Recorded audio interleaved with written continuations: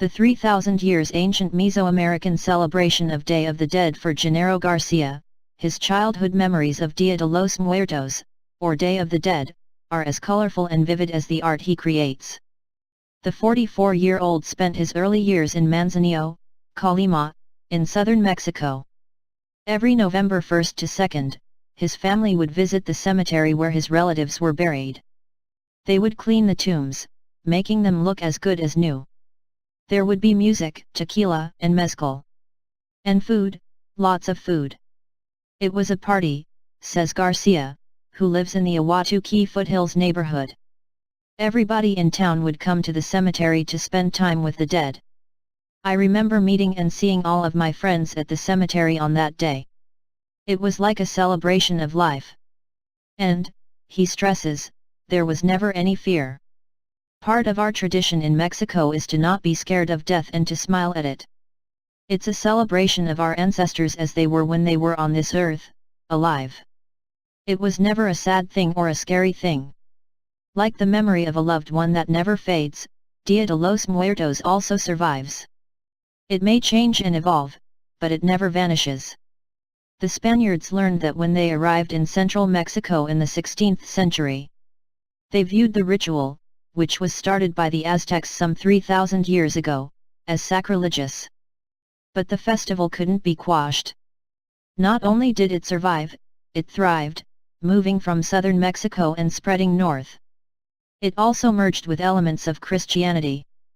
Originally celebrated in the summer, it moved to November 1st and 2 to coincide with All Saints' Days and All Souls' Day. Day of the Dead is still celebrated throughout Mexico and has even gone Hollywood. Daniel Craig's James Bond pursued a bata through Mexico City during a massive Day of the Dead carnival in 2015's Spectre. The 2014 film The Book of Life features a Day of the Dead theme and animation filled with calicas, skeletons, and calaveras, skulls. ITT has also moved to certain regions of the United States. In Arizona, for example, there are more than a dozen events that mark the occasion to honor the dead. At the Desert Botanical Garden in Phoenix, their annual celebration has turned into one of the organization's signature events. There is an exhibition of ofrendas, or offerings to the deceased on altars, as well as music, storytelling, and a procession. Ken Schutz, executive director at the garden, said their event now in its 13th year has grown annually, something he sees as a natural progression. Nationally, you hear more and more about Day of the Dead, he says. Our country and our state is becoming more multicultural, and it's higher on everyone's radar. It's becoming part of the national consciousness. The garden designed its festival to appeal to people who connect with the spiritual aspect as well as those who are more into the playful aesthetic of sugar skulls and dancing skeletons. That's important for me on a deep level, Schutz says. People can plug in different ways. For some folks, it's a party. That's true in Mexico, and that's true here. But for the indigenous communities, it's a very important holiday, and we try to stay true to that spirit. Schutz has experienced the power of Day of the Dead firsthand. Several years ago, he spent a week in Oaxaca in southern Mexico during the annual celebration. It's a profound experience, Schutz says. It can be shocking at first, when you go beyond the color and look at the deeper meaning. It was a time of happiness, a time of cooking. There was lots of decorating and bringing colors and flowers into the home. Families would come together to prepare an altar. Like Garcia, he went to a cemetery at night. And, like most people born and raised with an American sensibility, it was initially an unsettling concept. To me, it was the most culturally unfamiliar part of the experience, to sit in a cemetery all night with a mariachi band and a picnic basket at the graveside. The whole thing, it's a whole different way to look at what it means to be alive. It was life-changing for me. I think that's one of the beautiful things about living in a multicultural society, you have the privilege of seeing and sharing perspectives with other cultures. Oliverio Balcells, who originally is from Guadalajara, Jalisco, is very familiar with the tradition. As a child, he grew up in a very Christian Catholic home, he says, and Day of the Dead was a regular part.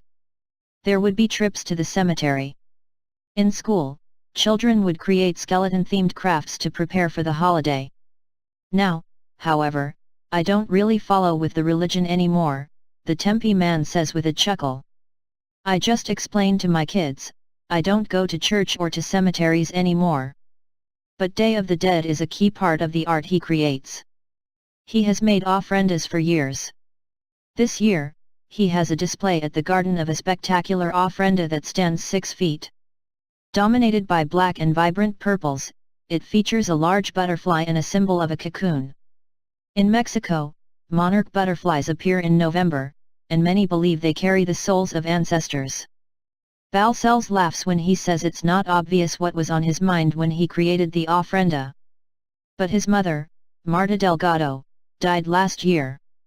The altar is a tribute to her. You wish this person was here with you, he says. You want to remember this person, and that's why you do it. Making the piece was difficult, he says. I could not keep my emotions separate. Making an ofrenda is not something that is going to cure you of that feeling of sadness. But the feelings and the memories and all those things? When you finish, and you say, it's done, and you know the purpose and meaning behind it, it's good to have this expression. And that helps you cope with the other parts.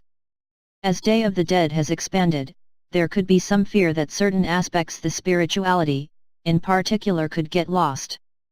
Marco Albaran, an exhibit developer at Arizona State University, says evolution is natural. Here in the United States, they're just trying to connect to something, he says.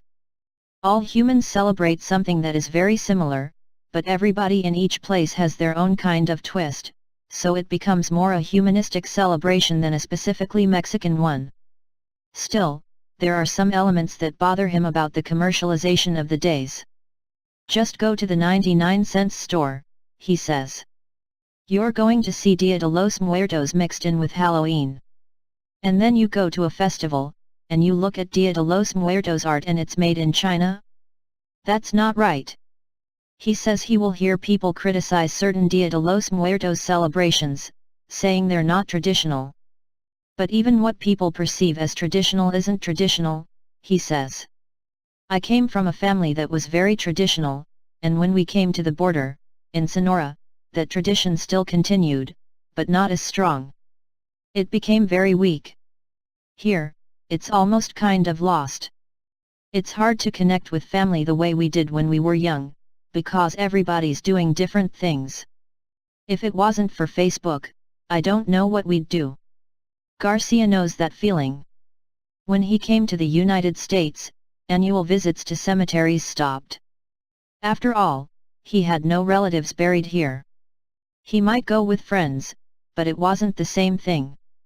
But now that his daughter, Frida, is 6 years old, he and his wife, Brizia da Silva, have decided she can be introduced to the meaning behind the art that he does. I've been waiting for this moment so we can teach her about Dia de los Muertos, he says. At an earlier age, they don't understand it completely.